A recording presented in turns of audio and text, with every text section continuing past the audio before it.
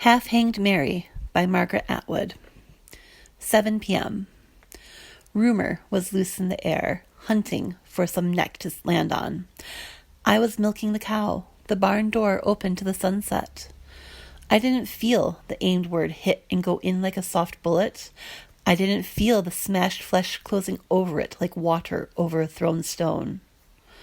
I was hanged for living alone, for having blue eyes and a sunburned skin, tattered skirts, few buttons, a weedy farm in my own name, and a surefire cure for warts. Oh yes, and breasts, and a sweet pear hidden in my body. Whenever there's talk of demons, these come in handy. 8 p.m. The rope was improvisation. With time, they'd have thought of axes. Up I go like a windfall in reverse, a blackened apple stuck back onto the tree. Trussed hands, rag in my mouth, a flag raised to salute the moon. Old bone-faced goddess, old original, who once took blood in return for food. The men of the tone stalk homeward, excited by their show of hate. Their own evil turned inside out like a glove, and me wearing it. 9 p.m. The bonnets come to stare. The dark skirts also. The upturned faces in between, mouths closed so tight they're lipless. I can see down into their eye holes and nostrils. I can see their fear. You were my friend. You too. I cured your baby, missus, and flushed yours out of you, non-wife, to save your life. Help me down? You don't dare. I might rub off on you like soot or gossip. Birds of a feather burn together, though as a rule, ravens are singular. In a gathering like this one, the safe place is the background, pretending you can't dance. The safe stance, pointing a finger. I understand. You can't spare anything. A hand, a piece of bread, a shawl against the cold, a good word. Lord knows there isn't much to go around. You need it all. 10 p.m. Well, God, now that I'm up here with maybe some time to kill away from the daily fingerwork, legwork, work at the hen level, we can continue our quarrel, the one about free will. Is it my choice that I'm dangling like a turkey's wattles from this more than indifferent tree? If nature is your alphabet, what letter is this rope? Does my twisting body spell out grace? I hurt, therefore I am. Faith, charity, and hope are 3 dead angels falling like meteors or burning owls across the profound blank sky of your face. 12 midnight. My throat is taut against the rope, choking off words and air. I'm reduced to knotted muscle. Blood bulges in my skull. My clenched teeth hold it in. I bite down on despair. Death sits on my shoulder like a crow waiting for my squeezed beat of a heart to burst so he can eat my eyes, or like a judge muttering about sluts and punishment and licking his lips, or like a dark angel, insidious in his glossy feathers, whispering to me to be easy on myself, to breathe out finally. Trust me, he says, caressing me. Why suffer?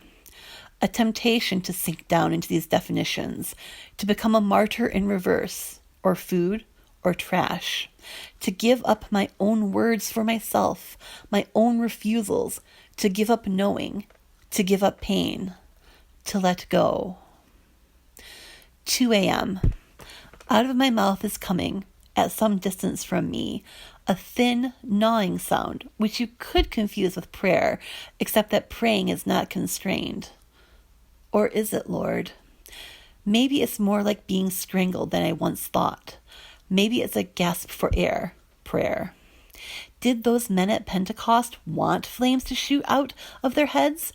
Did they ask to be tossed on the ground, gabbling like holy poultry, eyeballs bulging? As mine are? As mine are. There is only one prayer. It is not the knees in the clean nightgown on the hooked rug. I want this. I want that. Oh, far beyond. Call it please. Call it mercy. Call it not yet, Not yet, as heaven threatens to explode inwards in fire and shredded flesh, and the angels caw. 3 a.m.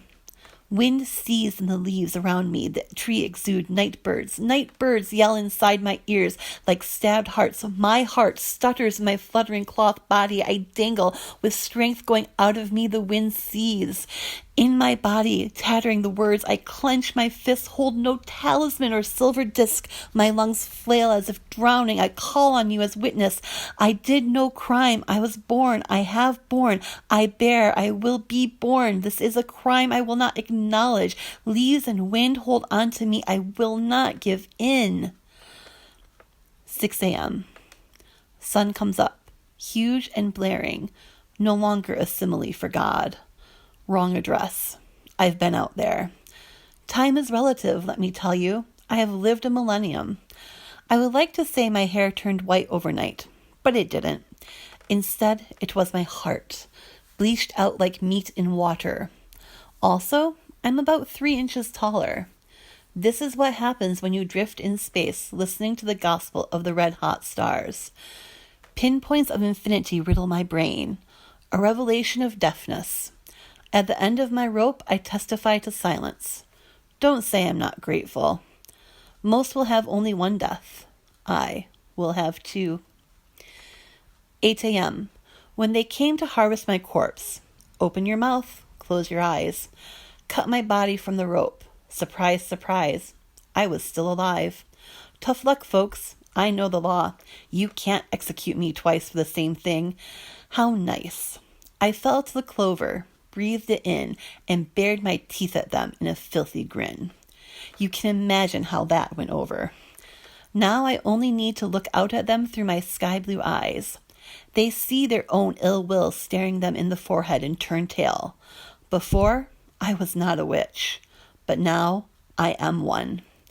Later, my body of skin waxes and wanes around my true body, a tender nimbus.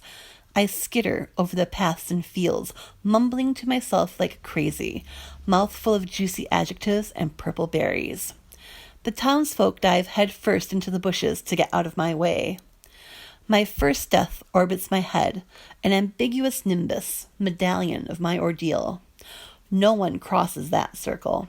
Having been hanged for something I never said, I can now say anything I can say. Holiness gleams on my dirty fingers. I eat flowers and dung, 2 forms of the same thing. I eat mice and give thanks. Blasphemies gleam and burst in my wake like lovely bubbles. I speak in tongues. My audience is owls. My audience is God, because who the hell else could understand me? Who else has been dead twice? The words boil out of me, coil after coil of sinuous possibility. The cosmos unravels from my mouth. All fullness, all vacancy. Half-Hanged Mary by Margaret Atwood. 7 p.m.